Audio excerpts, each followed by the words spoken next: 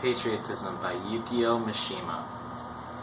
On the 28th of February 1936, on the third day, that is, of the February 26th incident, Lieutenant Shinji Takayama of the Kano Transport Battalion, profoundly disturbed by the knowledge of that his closest colleagues had been with the mutineers from the beginning, and indignant at the imminent prospect of Imperial troops attacking Imperial troops, took his officer's sword and ceremonially disemboweled himself in the 8-mat room of his private residence in the 6th block of Aoba-cho in the Yatsuwa ward.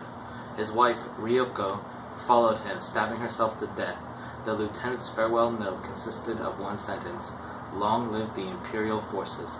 His wife's, after apologies for her unfilial conduct and thus You're reading this about slower than the friggin' audiobook, though. preceding her parents to the grave. Did you just say fucking? No. I didn't. I said friggin' audiobook. But you just did. Okay. The day which for a soldier's wife has come. The last moments of this... Should we restart because it's fun? The lieutenant's age, it should be noted, was 31, half his wife's, 23, and it was not half a year since the celebration of their marriage. Those who saw the bride and the bridegroom in the commemorative photograph, perhaps no less than those who had actually presented the lieutenant's wedding, had exclaimed in wonder at the bearing of this handsome couple. The lieutenant, majestic in military uniform, stood protectively beside his bride, his right hand resting on his sword, his officer's cap held at his left side. His expression was severe, and his dark brows and wide-gazing eyes well conveyed the clear integrity of youth.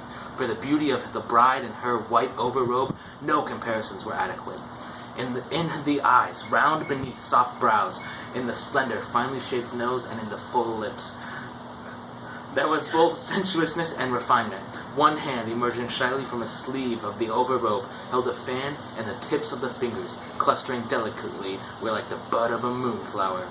After the suicide, people would take out this photograph and examine it, and sadly reflect that there too often was a curse on his seemingly flawless unions. Perhaps it was no more than imagination, but looking at the picture after the tragedy, it almost seemed as if the two young people before the gold-lacquered screen were gazing each with equal clarity at the deaths which lay before them. Thanks to the good offices of their go-between, Lieutenant General Ozeki, they had been able to set themselves up in a new home at Aoba-cho in Yatsuwa. New home is perhaps misleading. It was a 3-room rented house backing onto a small garden, as neither 6 nor the 4.5-mat room downstairs was favored by the sun. They used the upstairs 8-mat room as both bedroom and guest room. There was no maid, so Raiko left the room to guard the house in her husband's absence. The honeymoon trip was dispensed on the grounds that these were times of national emergency. The two of them had spent the first night of their marriage at this house. Before going to bed, Shinji, sitting erect on the floor with his sword laid before him, had bestowed upon his wife a soldierly lecture. A room who had become the wife of a soldier should know and absolutely accept that her husband's death might come at any moment. But it could be tomorrow. It could be the day after that. But no matter when it came, he asked, was she steadfast in her resolve to accept it? Raiko rose to her feet, pulled open a drawer of the cabinet, and took what was the most prized of her new possessions, the dagger her mother had given her. Returning to her place, she laid the dagger without a word on the mat before her, just as her husband had laid his sword. A silent understanding was achieved at once, and the lieutenant never sought to test his wife's resolve. In the first few months of her marriage, Raiko's beauty grew daily more radiant, shining serene like the moon after rain. As both were possessed of young, vigorous bodies, their relationship was passionate, nor was this merely a matter of the night. On more than one occasion, returning home straight from maneuvers and begrudging even the time it took to remove his mud-splashed uniform, the lieutenant had pushed his wife to the floor almost as soon as he had entered the house. Raiko was equally ardent in her response. For a little more or less than a month from the first night of their marriage, Raiko knew happiness, and the lieutenant, seeing this, was happy too. Raiko's body was white and pure, and her swelling breasts conveyed a firm and chaste refusal. But upon consent, those breasts were lavish with their intimate, welcoming warmth. Even in bed, these two were frighteningly and awesomely serious. In the very midst of wild, intoxicating passions, their hearts were sober and serious. Oh. The day the lieutenant would think of his wife in the brief rest periods between training, and all day long at home, Reiko would recall the image of her husband. Even when apart, however, they only had to look at the wedding photograph for their happiness to once more be confirmed. Reiko had not felt the slightest surprise that a man who had been a complete stranger until a few months ago should now become the sun about which her whole world revolved. The camera just moved more towards me. This blanket has dog hair on it, and I'm allergic to hair. Really? Cat hair mainly, but this is kind of making me I still want it. Continue at double speed. All of these things had a moral basis and were in accordance with the education of script's injunction that the husband and wife should not be harmonious. Not once did Reiko contradict her husband, nor did the lieutenant ever find reason to scold his wife. On the god shelf below the stairway, alongside the tablet from the great ice shrine, were set photographs of their imperial majesties. And regularly every morning before leaving for duty, the lieutenant would stand with his wife at this hallowed place, and together they would bow their heads low. The offering water was renewed each morning, and the sacred sprig of sasaki was always green and fresh. Their lives were lived beneath the solemn protection of the gods, and were filled with an intense happiness which set every fiber in their bodies trembling.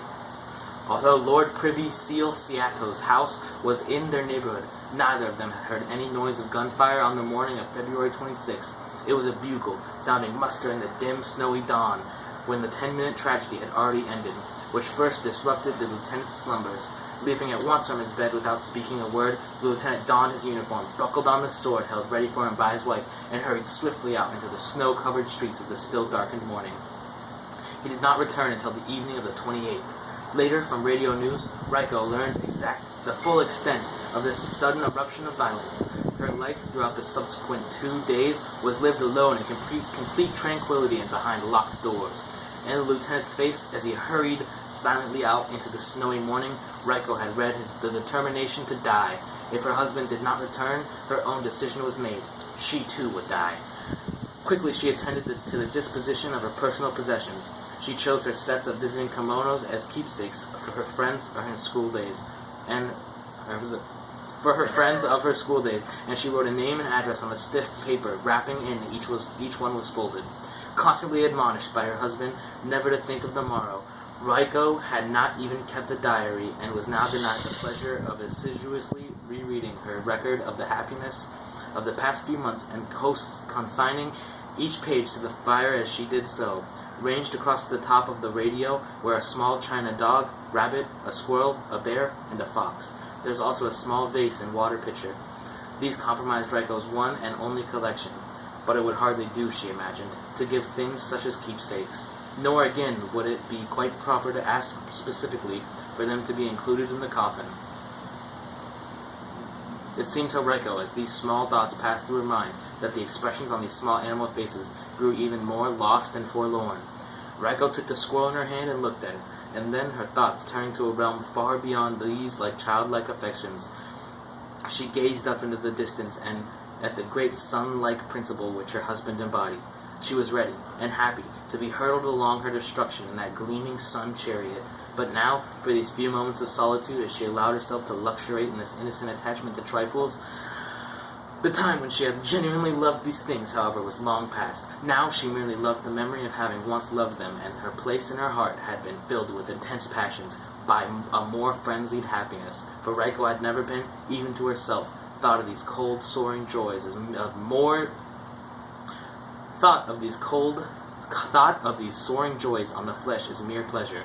The February cold and the icy touch of the china squirrel had numbed Reiko's slender fingers, yet, even so in her lower limbs, beneath the ordered repetition of the pattern which crossed her skirt and her trim Meissen kimono, she could feel now. The door's open.